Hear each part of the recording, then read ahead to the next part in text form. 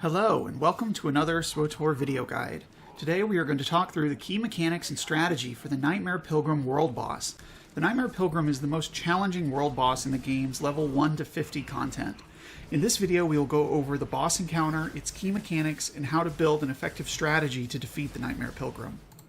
The Nightmare Pilgrim is located on the planet Voss in the Gore lands, which is the southernmost region on the planet. Located in the central area of the map, the player will find a tablet of forbidden knowledge next to some cliffs. Clicking the tablet will start the fight. When assembling a group for the Nightmare Pilgrim, it should be treated like a 16-person operation, and you generally will want the full 16 people, although it is possible to defeat the Nightmare Pilgrim with fewer if need be. As will be discussed shortly, the group cannot exceed 16 players, even though it is an open world boss. You'll want at least 2 and preferably 3 tanks, at least 4 healers, and the rest can be DPS. The Nightmare Pilgrim is a 2-boss fight. Clicking the Forbidden Knowledge tablet will summon the Nightmare Pilgrim, basically an evil Gore spirit, and the Thing from the Stars, which from here on out I will simply call the Dog. The team should defeat the Dog first, then the Pilgrim. The fight has a 6-minute and 30-second Enraged timer, which should usually be plenty of time if the group can keep the tanks alive and can avoid losing its DPS to the Bloodmark mechanic. Now let's talk about the Dog's key mechanics. Gore is a melee attack ability. It has a 1.5 second cast time and a 9-second cooldown. Gore can and should be interrupted as often as possible. Devour is an instant melee attack ability. Devour has an 18-second cooldown and applies the damage vulnerability debuff on its target. Damage vulnerability is a 20-second stacking debuff applied by the Dog's Devour attack. Each stack of damage vulnerability increases the damage taken by Gore by 100% per stack. Devour goes out faster than damage vulnerability falls off, so without a tank swap or lucky defense rolls, the stacks of the debuff will build over time and make Gore extremely dangerous to your tanks. Earth Spike is a 1.5 second channeled ability that places an orange circle on the ground that deals AoE damage to anyone in it. Enraged Gore is a cast ability that applies a 6-second buff to the Dog that removes the cooldown on Gore and lets the Dog spam Gore attacks on the tank. Also, as soon as Enraged Gore expires, Bloodmark will begin being applied to the team. Enraged Gore has a 90-second cooldown. Bloodmark is a debuff applied to players after Enraged Gore expires. The debuff lasts for 90 seconds. While the debuff is active, any player with Bloodmark who attacks the Dog will have damage reflected to them and will almost immediately die.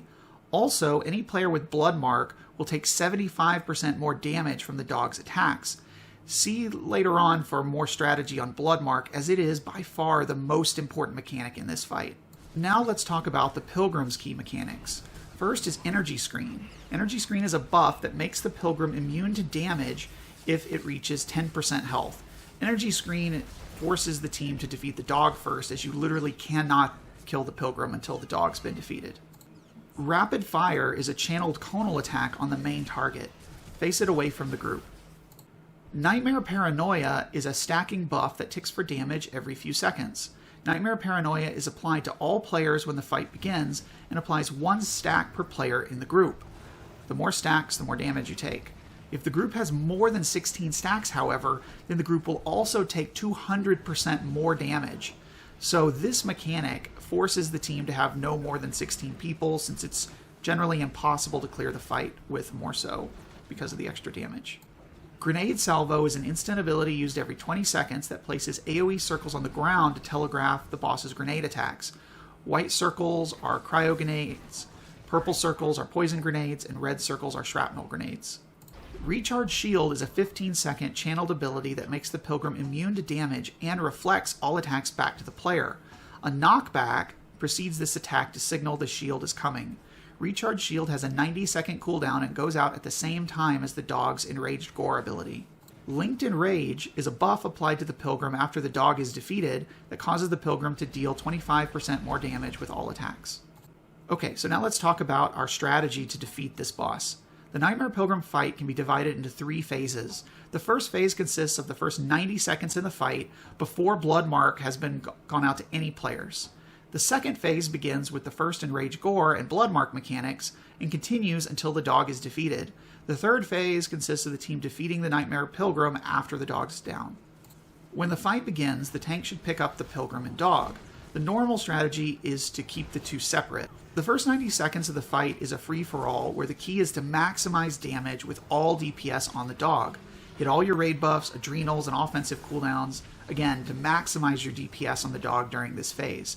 Groups with very high DPS may actually be able to defeat the dog in the first 90 seconds, which if so will make the fight really easy, but most groups won't be able to do that, and the overall goal should be to get the dog as far below 50% as possible.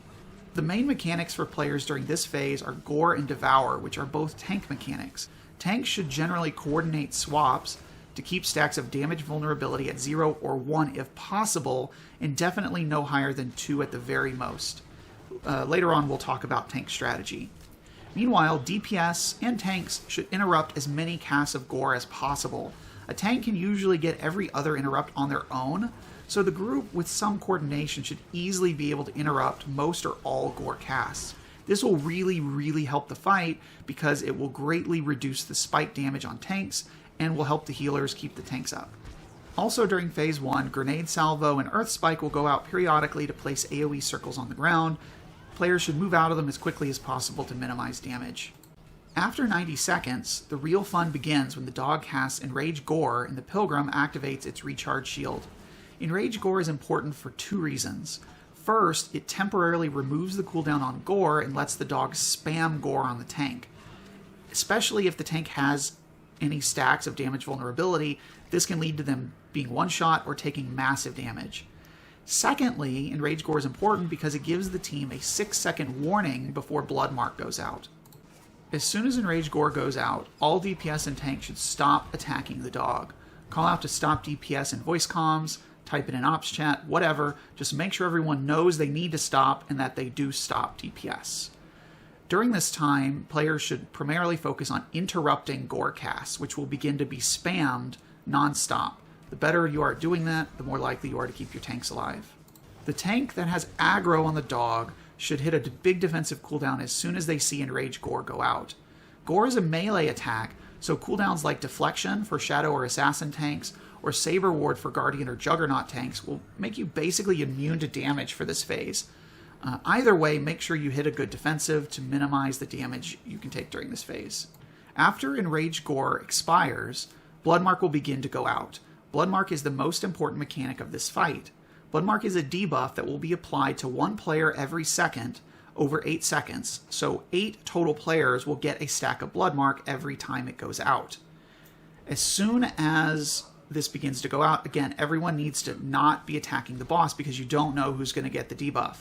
After all 8 stacks have gone out and you're sure, then at this point you can call out to resume DPS. Any players with Bloodmark should swap to the Pilgrim, because if they attack the dog, they will one-shot themselves.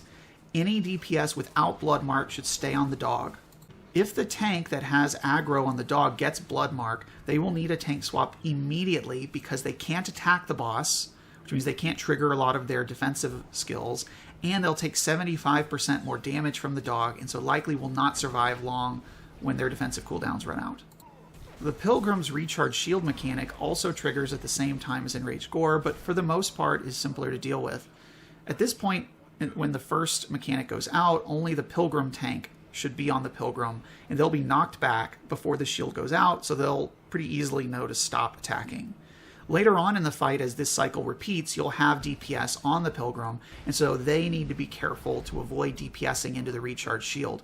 Ranged DPS are particularly dangerous because they may have channeled attacks or cast abilities that, if they're not impacted by the knockback, could trigger after the shield goes out and could kill them. For this reason, it's a good idea to have everybody attacking the Pilgrim in melee range so that they get hit by the knockback and their casts are interrupted. Once the team makes it through the Bloodmark cycle, they'll have another 90-second window before they need to reshuffle assignments, so everyone will stay on their target. Any players without Bloodmark on the dog, any players with Bloodmark on the Pilgrim, and you repeat this cycle. 90 seconds later, Enraged Gore will come out and the team will repeat the cycle, where you stop DPS, interrupt as many casts of Gore as possible, wait for Bloodmark to go out to 8 players, and then reshuffle your assignments based on who has Bloodmark and who doesn't. You'll continue this cycle until the dog is defeated. After the dog is defeated, the team simply needs to finish off the Nightmare Pilgrim. There are no new mechanics to this phase, although the Pilgrim will deal a little bit more damage due to the linked Enraged buff. The team should continue to move out of grenade salvo circles, and every 90 seconds needs to stop attacking when Recharge Shield is activated. As mentioned before, and again later, I highly suggest all DPS, especially ranged DPS, make sure they're in melee range, so the knockback that happens before the shield activates will interrupt your channels and casts and make it really easy to hopefully know to stop attacking. Now let's talk about some tips and tricks specific to each role, and let's begin with tanks, who again have a lot to monitor in this fight and debuffs to watch for. Here are some key tips. Keep the Pilgrim and dog at least 10 meters apart. Early in the fight, it's okay to leave them grouped up to get some extra DPS and splash damage, but you need to make sure they're fully separated prior to the first Bloodmark, and afterwards keep them separate for the rest of the fight so that splash damage on the Pilgrim doesn't clip the dog and kill one of your DPS.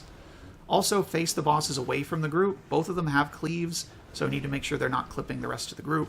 You need your tanks to swap at 1 to 2 stacks of damage vulnerability. Again, each stack increases Gore's damage by 100%, so if you get to 2 stacks, you're in danger of being one-shot. See earlier for the discussion on tank swaps. The team should make sure to interrupt Gore. Tanks should be able to get at least every other interrupt, so make sure you're doing your part to avoid your damage. Make sure to use a DCD during Enraged Gore. As was mentioned before, Enraged Gore will see spamming Gore attacks, which can deal a lot of damage. Shadow Assassins can use Deflection to be immune to all Gore attacks. Guardian or Juggernaut tanks can use Saber Ward and likely avoid all damage.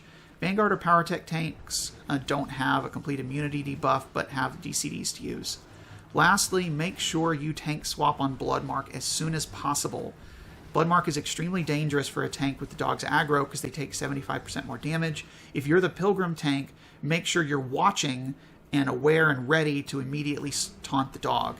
It's more important and safer for the tank without Bloodmark to briefly have aggro on both bosses in order to facilitate the quick tank swap.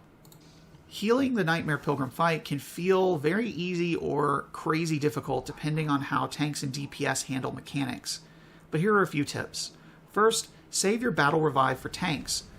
Depending on who gets Bloodmark, it's possible you get into an impossible situation where too many tanks have Bloodmark, you can't swap, and you're just stuck with a tank getting more and more stacks of the damage vulnerability debuff, and they get one shot.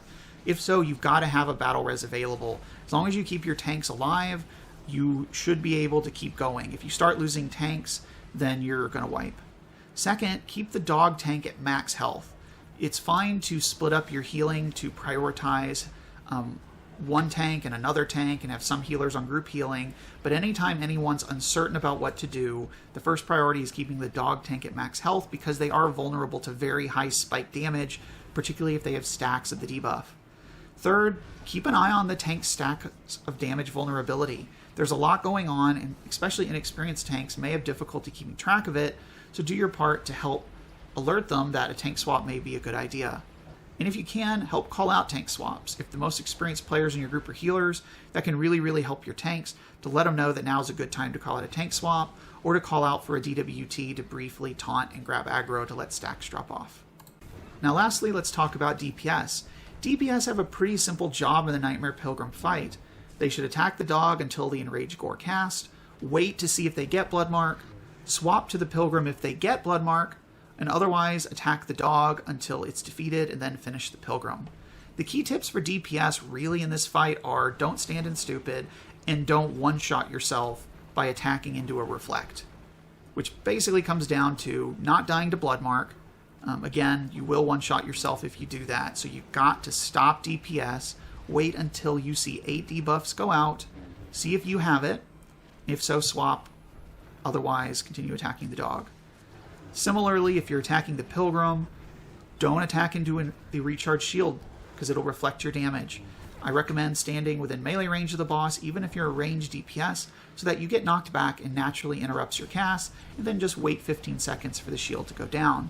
Lastly, make sure you're doing your part to help interrupt Gore on the dog. Be watching the cast bar on your target, and if you see Gore, throw out an interrupt. With 16 people of which you have 4 healers, 1 tank on the Pilgrim. So you should have 10 or 11 players that have interrupts, and 1 player can get every other interrupt. So honestly, a team should be able to get all the interrupts if the DPS do their job, which will really, really help your healers and tanks to stay alive.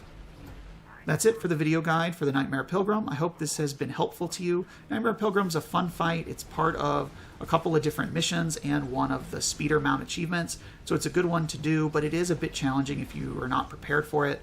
So I hope this helps you get easy kills of the boss, and best of luck. Thanks.